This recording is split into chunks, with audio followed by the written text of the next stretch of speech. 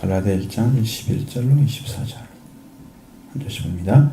형제들아 내가 너에게 알게 하나니 내가 전한 복음은 사람의 뜻을 따라 된 것이 아니니라. 이는 내가 사람에게서 받은 것도 아니요 배운 것도 아니요 오직 예수 그리스도의 계시로 말미암은 것이라. 내가 이전에 유대교에 있을 때에 행한 일을 너희가 들었거니와 하나님의 교회를 심히 받게 하여 멸하고 내가 내 동족 중 여러 역학자보다 유대교를 지나치게 믿어 내 조상의 전통에 대하여 더욱 열심히 있었으나 그러나 내 어머니의 태로부터 나를 택정하시고 그의 은혜로 나를 부르시니가 그의 아들을 이방에 전하기 위하여 그를 내 속에 나타내시기를 기뻐하셨을 때에 내가 호흡과 의논하지 아니하냐고. 또 나보다 먼저 사도된 자들을 만나려고 예루살렘으로 가지 아니하고 아라비아로 갔다가 다시 다메섹으로 돌아왔노라. 그 후 3년 만에 내가 게다를 방문하려고 예루살렘에 올라가서 그와 함께 15일을 머무는 동안 주의 형제 야고보 외에 다른 사도들을 보지 못하였노라. 그가 내가 너희에게 쓰는 것은 하나님 앞에서 거짓말이 아니로다. 그 후에 내가 수리아와 길리기아 지방에 이르렀으나 그리스도 안에 있는 유대의 교회들이 나를 얼굴로 알지 못하고 다만 우리를 받게 하던 자가 전에 멸하려던 그 믿음을 지금 전한다 함을 듣고 나로 말미암아 하나님께 영광을 돌리리라. 아멘. 이런 내용들을 여러분도 보시면 바울이 사도로 부름받고 해야 될 그렇게 세운 것이 우리가 1장 1절에서 이미 나와 있었죠. 확실하게 나와 있었어요. 사람에게 난 것도 아니고 사람으로 말미암은 것도 아니고 오직 예수 그리스도와 그를 죽은 자 가운데 살리신 하나님 아버지로 말미암아 사도된 바울은 이렇게 되어 있잖아요. 자, 사람은 배제됐습니다. 예수 그리스도와 그를 죽은 자 살리신 그 하나님으로 인해서 사도의 권세를 받은 거예요. 그러면 바울이 전해야 될 것들도 역시나 사람으로 말미암은 것 아니요. 사람으로 말미암았다는 것은 사람에게서 전수되거나 배워진 것을 말하는 거거든요.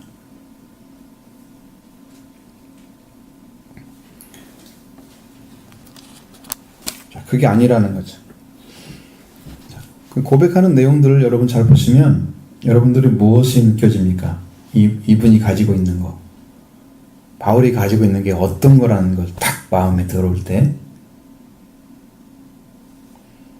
바울이 가지고 있는 이제 여기는 보는 복음이란 말 썼잖아요.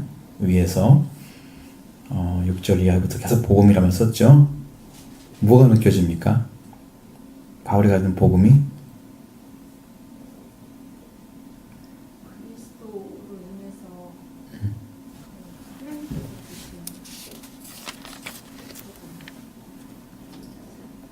이 세상의 그 유대교나 이런 것들을 배워서 한 것이 아니라 하나님께서 주신 그리스도로 말미암아 얻어진 그렇죠. 그리스도 에베소에도 나오잖아요. 그리스도에게 듣고 배웠느니라 너희들이. 그러니까 바울이 가지고 있는 것들은 100% 계시예요. 계신 거예요. 하나님이 열어준 것들이에요. 이 사람이 이렇게 가지고 있는 지식을 전수해서 배우게 하거나 혹은 깨닫게 하거나 그것을 이제 설득해가지고 알게 하거나 뭐 여러 가지 방식이 있겠죠. 그렇게 얻어진 게 아니고 사람에게 온 게 아니다. 받은 것도 아니다. 배운 것도 아니다. 이 전수잖아요. 받은 것은. 배운 것은 제자가 된 거예요. 비슷한 거지만 방식이 다를 수 있어요. 방식이. 어떤 사람의 자료를 갖다 보면 전수할 수 있는 거잖아요. 물론 전수할 때도 배우게 하는 경우도 있죠. 근데 역시나 사람에게 온 것도 아니라 사람에게 배운 것도 아니다. 오직 예수 그리스도 계시로 된 거예요. 이게 딱 이렇게 좀 못 박았어요. 그래서 성경이 어려운 거야. 계시로 된 것은 어떻게 알아야 알 수가 있겠어요? 열어준 분이 열어주면 돼요. 그러니까 성령으로 말미암아 썼으면 성경이 우리도 성령으로 알면 이루어지는 알 수가 있는 거죠. 믿어지는 거죠. 연구하는 게 아니에요, 성경은. 원어 때문에 연구를 하는 거지, 원어나 역사. 우리가 역사를 모르면, 어떤 역사에서 그걸 썼는가를 모르면 우리가 정확하게 이해할 수가 없어요. 그 당시에 언어는 어떤 형태의 언어였고, 헬라어도 우리나라 언어도 그렇지만 여러분 언어가 시골 사람이 쓰는 언어, 토속적인 언어들 있잖아요. 평범한 언어들. 그 다음에 여러분들이 이게 보면은 학문적인 언어들이 또 있어요. 어느 분야든지 그 언어가 있습니다. 신학이든지 과학이든지 어떤 역사학이든지 어디 들어가면 다 거기에 맞는 언어가 고급적인 언어가 있어요. 근데 헬라어를 통해서 바울이 썼던 언어는 코이네라고 하는 언어인데 굉장히 평범한 사람도 이해할 수 있는 언어였어요. 그러니까 그 헬라어를 알고 있는 사람들이 읽었을 때 그냥 설명이 없이 이해가 된 거예요. 그렇게 봐요. 그러니까 문장에는 문제가 없는 거야, 이 자체는. 영적인 문제일 뿐이지 안 열어졌으니까 이해를 못하는 거죠. 코인이라는 언어를 사용했어요. 그러니까 그렇게 바탕이 됐기 때문에 우리도 또 성경을 봤을 때 여러분도 그냥 읽으면 딱 들어올 정도로 번역이 완벽하게 되어 있었단 말이에요. 그것이 안 돼 있으니까 원어를 자꾸 찾아가는 거지. 거기에 굉장히 가까운 것이 킹제임스 버전이다, 그렇게 얘기하는 거예요. 그래서 어떤 분은 그 킹제임스 버전을 읽지 않으면 구원을 못 받을 것이다. 대부분의 서양에서는 킹제임스 버전을 사용합니다. 한국만 이런 식으로 개역 성경 오래된 거 그리스판이라고 있어요. 우리가 원어라고 생각하는 그 원어가 완전한 게 아니라는 거죠. 왜냐하면 원어로 썼던 것들을 사람들이 그 당시에는 책들이 이렇게 오래 갈 수 있도록 책을 못 만들잖아요. 파피루스나 이런 것들, 양피지 이런 것들은 세월이 흘러가면 깨지고 금이 가고 찢어진단 말이에요. 바로 그냥 그 파피루스 같은 것은 그냥 바로 찢어질 수 있어요. 그러니까 계속해서 사람들이 번갈아 가면서 그걸 베껴야 돼. 그 사람이 필요했던 거야, 성경을 만들 때. 그러다 보니까 이것들이 바뀌어가지고 어떤 사람이 쓰느냐에 따라서 내용을 조금이라도 다르게 써버리면 내용이 단어 하나만 바뀌어도 내용이 바뀌어버리잖아. 그렇죠? 이런 문제들이 있었기 때문에 그래서 어디 이 판을 쓰느냐에 따라서 성경이 달라지는데 우리나라에 썼던 판들은 킹제임스 버전에 썼던 성경과 비교를 쫙 해보면 빼먹은 게 엄청 많아요. 찾아보세요. 거기에는 써있는데 여기는 안 써있어요. 그래서 우리가 원어를 찾아가는 거거든요. 그런 것들이 있어서. 나는 이제 그렇게 킹제임스 버전을 읽고 구원받지 않으면 천국 못 간다, 그런 말을 하기 싫은데 그렇게 하는 사람들은 그걸 신봉하는 사람 정도 되는 거예요. 근데 거기가 언어와 가까운 게 확실히 많아요. 맞아. 예, 그런 부분도 있어요. 이제 문제는 이게 번역이기 때문에 그래요. 그러나 헬라어로 썼을 때는 당시에는 그냥 헬라어를 알고 있는 사람이면 누구나 이해하는 성경이었다. 그러니까 얼마나 편하겠어요. 우리는 지금 우리가 신학 공부할 때 배웠던 것들은 고대 그때 헬라어에 그때 당시에 헬라어를 공부를 하고 있는 거예요. 원어라고 해가지고. 근데 원어라고 해서 맨 최초에 썼던 언어는 아닐 가능성도 있긴 하죠. 왜냐면 원어는 자꾸 바뀌잖아요. 여러분도 성경 우리가 글도 바뀌는 것처럼. 근데 이런 문제만 없다면 성경은 계시로 된 거다. 확실하게 계시로 된 것이기 때문에 그리스도의 계시를 주신, 그리스도에서 열어주신 그 말씀을 적어 놓은 거라면 우리들도 그걸 알기 위해서는 그리스도의 계시가 필요한 거죠. 그래서 성경이 어려운 거지. 이게 이해를 못하는 말들은 별로 없잖아요. 여러분 읽어보면. 그렇지 않아요? 옛날 성경보다 많이 부드러워졌죠. 어려운 게 없어졌어요. 많이 없어졌어요. 이상한 말들이 막 많이 쓰고 하게 언어들은. 자, 그러니까 문제는 가장 중요한 핵심은 그리스도에게 계시로 말미암은 거다. 오직 그리스도로 계시로 말미암은. 이게 문제가.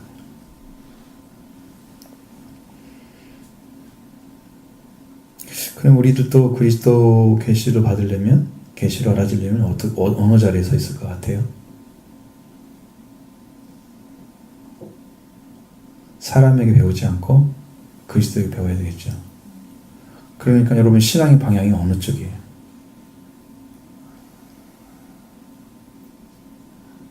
신앙의 방향이. 그러니까 우리가 성경을 많이 읽은 거 좋은 거야. 근데 왜냐하면 내용을 못 알아듣으니까. 여기서 갖다 얘기해 주는데 이것이 무슨 말인지 몰라. 안 읽어갖고. 그건 큰 문제잖아요. 기본으로. 그래서 성경이 읽어져야 돼. 읽는데 문제점이 뭐가 있냐면 내가 읽어가지고 내가 해석을 해버렸어. 나는 이렇게 생각해 라고 정해놨어. 나중에 다른 분이 다르게 얘기하면 아닌데? 그래가지고 이제 부딪혀 서로. 이런 문제가 생기는 거야. 그러니까 여러분은 성경 내용을 알려고 하지 해석하려고 하지 마라. 나름대로 해석해버려가지고 이제 뭔가 자기가 알고 있는 것처럼 이렇게 해가지고 이제 저 높은 계시에서 말씀 주면 이게 이해가 안 되는 거야. 나는 이렇게 생각하는데 왜 이래요? 이러고 이제 부딪히는 거야. 그래서 그렇게는 생각하지 말고, 그러니까 과거에 신학교 다닐 때 신학생들 중에 믿음이 좋은 사람이 참 많아요. 그래서 자기가 받았던 것들을 막 얘기하고 막 그래서 서로 막 이렇게 다투고 이런 문제가 생겼어요. 근데 이제 인간 중심의 성경을 이해하는 방식을 가진 사람들이 현대신학을 해요. 진보주의자들이에요.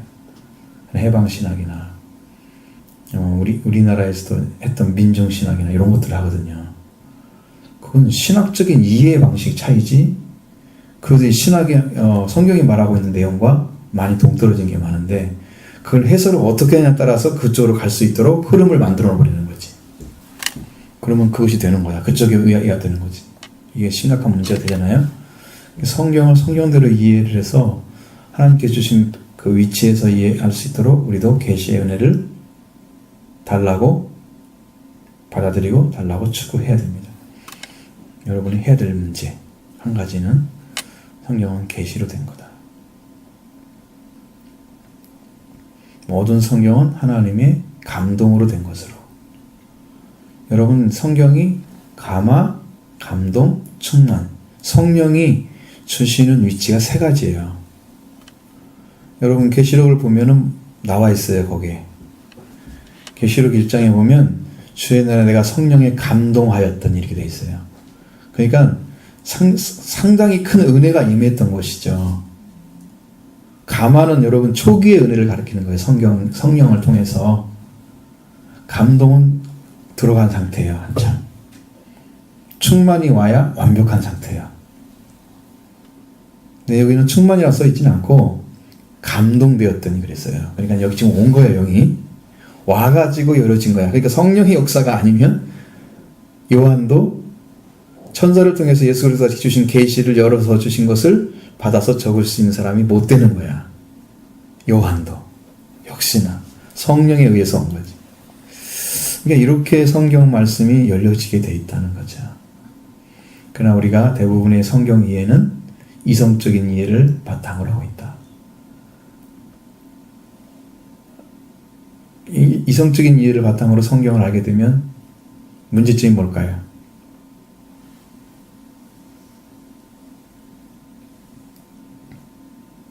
반대로 성령을 통해 성경을 알게 되면 이익이 뭘까요? 두 가지를 다 봐야 돼요.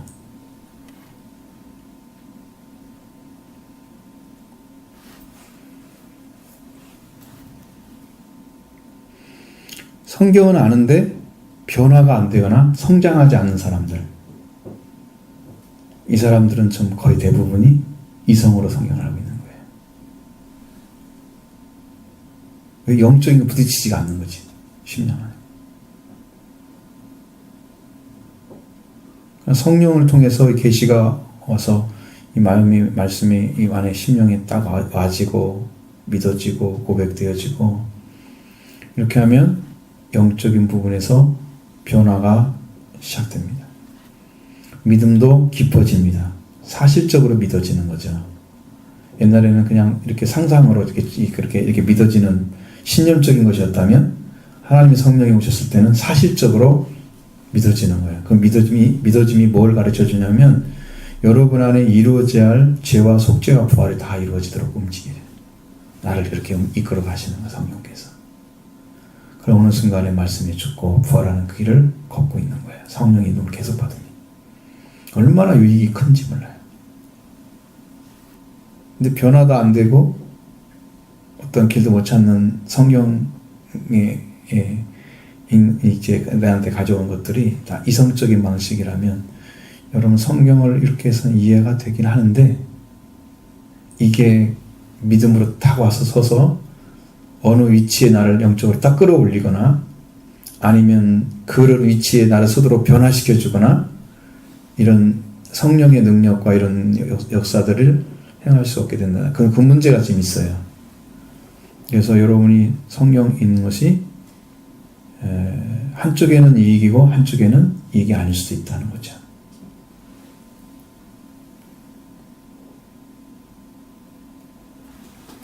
그러니까 여러분 이익인 쪽으로 하려면 그냥 성령 자체 내용만 몸만 알면 돼. 그걸 해석하려고 하지만 거기서 문제가 다 생기는 거예요. 평신도들이 막 자기가 다 안다고 성경 강의하고 다니고 이러면 알고 있는 거 자기가 신학은 문제 될 수 있죠.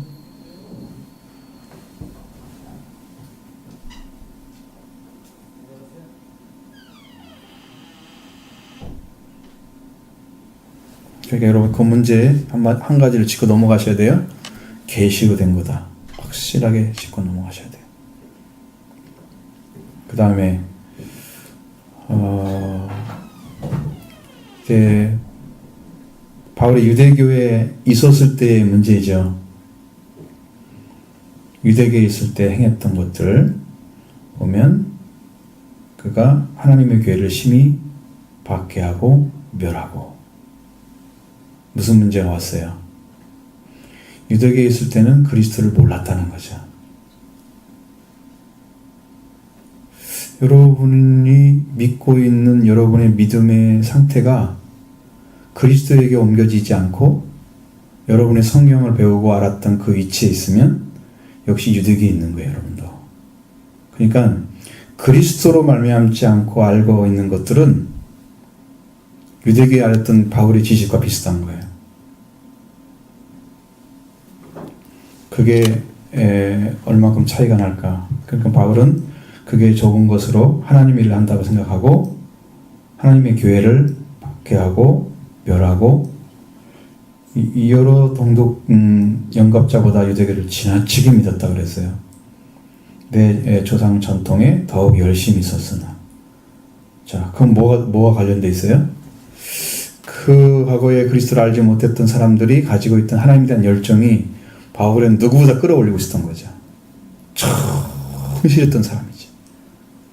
너무 하고 싶어서 견딜 수가 없는 하나님을 향한 열정이 끌어올랐던 사람인데 그것이 그리스도로 온 게 아니기 때문에 그리스도를 믿고 있는 사람들에 대해서는 적대시하고 자기 유대교에서 배운 것들에 대해서는 그게 진리시 여겨서 진리처럼 여겨서 이렇게 믿어가려고 하는 그런 방식을 선택하다 보니까 하나님의 교회는 박해하고 유대교는 세우고 여러분의 신앙도 그리스도를 아는 사람의 지식, 진리 지식을 귀하게 여기고 바라봐야 되는데 여러분이 알고 있는 건 더 중요하게 여기고 그것은 우습게 여기고 제가 많이 가보니까 목사님들 중에서 이제 이렇게 하시는 거 보니까 이게 영적으로 알고 있는 분들의 이런 언어들이나 생각이 다르고요.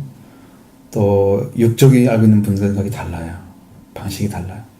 그러니까 이렇게 이야기를 해보면 이야기가 잘 안 되는 분도 있고 좀 되는 분도 있고 그게 차이가 확실히 나죠. 그러면 이제 우리가 기독교를 지금 신뢰하고 있으면서 성경을 믿고 있는 사람들인데 똑같은 성경을 믿으면서 왜 대화가 안 되고 어떤 사람은 대화가 되고, 이건 영적인 문제의 문제지 신학을 안 배워서 그런 건 아니란 말이에요. 신학을 안 배워서 그런 건 아니에요. 다 신학을 공부를 했기 때문에 어느 정도는 다 위치해 있거든요. 그 문제는 아니에요. 근데 이제 이렇게 자기가 살았던 삶과 삶에서 하나님께서 어머니 태로부터 택정하시고 그 은혜로 나를 부르시니 그 문제. 자, 하나님께서 택하셨고 부르셨기 때문에 바울이 그 자리에 쓴 거예요. 그럼 우리들의 신앙도 하나님이 부르셔서 세운 자리가 있어요. 그 자리를 여러분이 찾았을 때만이 하나님이 우리에게 일할 수 있는 길을 열어줘요. 그러니까 불렀다고 하는 것은 사명이 주어진 거예요. 자, 성도로 불렀으면 성도로 교회로 왔어요. 그러면 그 교회에서 배우면서 교회에서 해야 할 사명이 주어지는 거예요. 그냥 세우는 거 아무것도 없어요, 성경에는. 왜 이거 요새 와서 여기서 말씀 듣고 여기서 공부하고 여기서 기도하고 여기서 예배 드리고 여기서 다 일하도록 했는가? 하나님이 그 교회에 사명을 주기 위해서 그런 거예요. 바울도 좀 사명을 받습니다. 어머니 때로부터 내 어머니 때로부터 나를 결정하셔 그의 은혜로 나를 부르신 이라고 나오잖아요. 그 아들을 이방에 전하기 위해서 그의 그를 내서 나타나기를 기뻐하셨을 때 그분이 그렇게 하신 거죠. 부르신 이가 택하셔 부르신 이가 그 사명이 뭐예요? 그의 아들을 이방에게 나타내는 것이 사명이에요. 불렀기 때문에 사명을 주는 거예요. 진짜 사명을 받으려면 부름 받은 자리에 내가 하나님께 부르라고 할 수는 없잖아요. 하나님 우리를 부르셔야지. 그럼 여러분이 주님을 찾고 지금 찾아야 할 길들을 성경을 통해서 배우고 있으니까 그걸 통해서 소개받은 대로 가이드가 돼서 여러분이 그 말씀을 따라서 만나게 되면 여러분이 부름 받는 거예요. 지금은 교회라는 기관이 땅에 딱 서 있잖아요. 옛날에는 안 그랬죠. 처음에는. 왜? 그때는 교회가 없었으니까. 처음에 교회가 생기기 이전에는 그때는 그냥 그 유대인처럼 살아가지고 회당에 모이거나 뭐 이렇게 동네에 퍼져 있거나, 회당도 많지 않잖아요. 우리 지금처럼 교회에 막 있는 게 아니거든요. 이렇게 막 많이 있는 게 아니고 배우기 어려운 상태였던 거죠. 하나님께서 우리를 이 교회에 부르신 목적이 뭘까? 부르셔서 이 아들을 나타내기로 하는 그 바울과 같이 여러분의 어떤 사명을 교회에서 받아서 행하시기 위해서 부르신 거란 말이에요. 그러면 교회에 들어와서 그 사명을 깨달을 때까지는 여러분이 실제적인 신앙생활을 못하고 있는 거란 말이에요. 왜? 나는 사명을 가가지 못하는 거예요. 영적으로. 내가 왜 이 일을 해야 돼? 라는 것을 의문을 가지고 있지 답을 가지고 있지 못하는 거예요. 그러니까 여러분이 기도해서 만나셔야 됩니다. 여러분 부르신 이가 지금도 여러분이 오기를 기다리고 있습니다. 찾고 있는 거예요. 만나셔야 됩니다. 그 아들을 내 속에 나타내시기를 기뻐하셨다 그래서 이방에 전하기 위해서 그때 내가 곧 혈육에 의논하지 않냐. 나보다 먼저 선된 자들 같지 않고 예루살렘보다 같지 않고 아라베로 갔다가 담에 돌아오느라. 아라베라는 지역은요 넓어요. 설명할 수가 없어요. 어디 갔는지 몰라요. 다메섹도 아라비아에 속해 있습니다. 땅의 일부는 들어가 있어요. 거기에. 자, 거기에 가가지고 뭘 했을까요? 여러분, 사람 안 만나고 사도들도 안 만나고, 그러니까 나보다 먼저 사도된 자들이 있으면 사도들에게 계승 받으려고 갈 수도 있잖아요.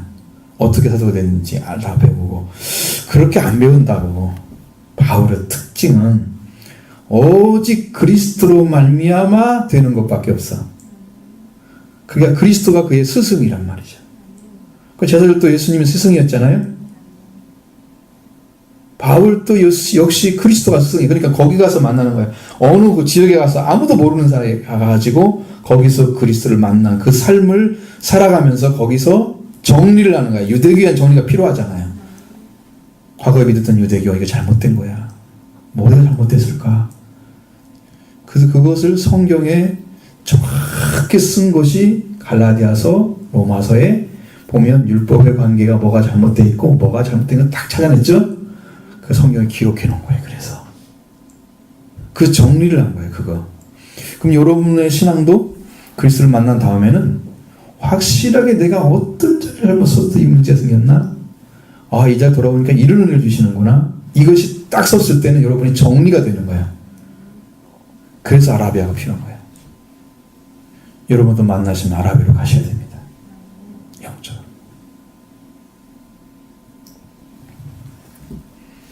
다메섹은 어디예요? 처음 바울을 불렀던 곳이잖아요. 그 예수 그리스도 만났던, 부활의 주님 만났던 그 처소지요.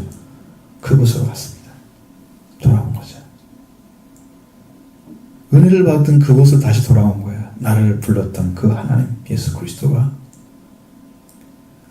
역사했던 곳에서 그는 자기의 신앙과 자기의 사명을 다시 다짐을 했을 거예요. 왜? 분명히 아들을 이방에 전하기 위해서 나타내기를 기뻐하셨다는 그 일을 하기 위해서 부르신 이에 대한 확증을 다시 찾기 위해서 자기가 불렀던 곳으로 돌아간 거예요. 그래서 확인한 거예요. 여러분들 이상할지 모르지만 베드로 같은 경우가 갈릴리에서 분명히 고기를 잡다가 부름받았잖아요. 그러니까 예수님이 부활하시기 다음에 예수 그리스도와 관계없이 디베레 바닷가로 가요. 디베레 바닷가가 갈릴리 바닷가예요. 지역만 다른 거예요. 지역만. 갈릴리 바다의 어떤 부분에 간 거예요. 디베레라는 호수 간 거예요. 그래서 다시 만나잖아요. 그리고 돌아오죠. 그 다음부터 뭐라 그래요? 내 어린 양을 치라 그러잖아요. 양을 먹이라. 양을 치라 그러죠. 그래서 사명이 주어지잖아요. 확실하게 바울도 여기를 가가지고 새로운 사명을 다짐하는 거예요. 그때 만났던 그 주님, 그 예수 그리스도를 상기하면서 자기의 신앙의 확증을 더 가졌을 거예요. 그게 여러분에게 필요하다는 거죠. 응? 자, 이게 믿음의 자리에 지금 보여지는 거예요. 쭉 보잖아요. 보이죠? 그 다음에 이제 그것이 정리가 된 상태에서 3년 만에 어디로 갔어요? 예루살렘에 올라가는 거예요. 그때 가보니까 사실은 그때는 뭐하러 갔을까요? 이제 마음이 정리가 됐기 때문에 이방인의 사도를 중심으로 생각하고 간 거예요. 하지만 가보니까 누가 없어요. 올라가니까 15일 동안 거기서 있었는데 주의 형제 야고보 외에는 사도들을 못 만났다는 거지. 사도들을 만난다는 것은 굉장히 의미가 있었을 거예요. 왜냐하면 자기보다 먼저 사도가 돼서 복음을 전했던 자들이었기 때문에 분명히 있을 거예요. 영적인 유익이. 은혜를 받은 사람들이 은혜 받은 사람 같이 만나면 그 시너지가 엄청나요. 그리고 사명이 더 고치돼요. 당신은 그것 때문에 왔구나. 나는 이렇게 불렀습니다. 그러면서 그 서로가 가진 것들이 엄청나게 강해지거든요. 근데 그걸 만나러 가겠는데 주의 형제 야고보의 예수님의 동생이죠. 그 외에는 사도를 보지 못했다. 그리고 나서 수리아와 길리기아 지방으로 갔다. 그리스도 안에 있는 유대교의 교회들이 나를 얼굴로 알지 못했죠. 왜 몰랐어요? 바울이 누군가를 어떻게 알아요? 누가? 그가 뒤집어졌는지 어떻게 알아요? 근데 이것은 알 수 있잖아요. 내가 이렇게 가다가 이렇게 그리스도를 만났다. 이렇게 사명을 받았다. 하는 건 얘기할 수 있잖아요. 얼굴은 몰랐지만. 그렇죠? 그래서 그리스도 안에 유대교회들이 나를 얼굴은 알지 못했지만 그 하나를 알았어요. 우리를 받게 하던 자가 전에 멸하려던 그 믿음을 지금 전한다. 참 놀라운 변화죠. 내가 이정현 교수 말씀드렸죠? 여러분 인터넷 들어가 보세요. 찾아보시면 한번 들어보세요. 그분이 그 과거에 어린 친구들이 교회에 안 다니는 친구가 기독교 재단에 들어가가지고 고등학교를 다닐 때 예배를 강제로 드리게 하니까 드리기 싫어가지고 이게 피켓 들고 했던 어떤 친구가 있었어요. 기억나시나요? 그 사람에게 충격을 받고 이 기독교를 멸해야 되겠다. 내가. 그래가지고 정책을 만드는 거야. 이 사람이. 어떻게 처리를 해서 이 기독교가 학교 안에 버티지 못하도록 그것을 만들었던 사람이 바로 이정현 교수였어요. 그래서 기독교를 없애려면 기독교를 알아야 돼. 그래가지고 CTS를 계속 집에 가면 트는 거야. 반박을 하는 거야. 야, 이 사람, 야, 거짓말하고 있네. 또 거짓말하네. 그러면서 계속 목사님이 설교하면 반박하고 이러다가 어느 날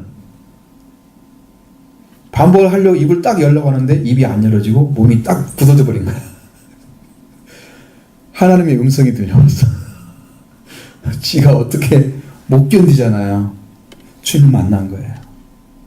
아, 이게 잘못됐구나. 그러니까 자기가 계획했던 것이 다 거꾸로 된 것을 갖다가 지금은 뒤집는 일을 하고 있는 거야.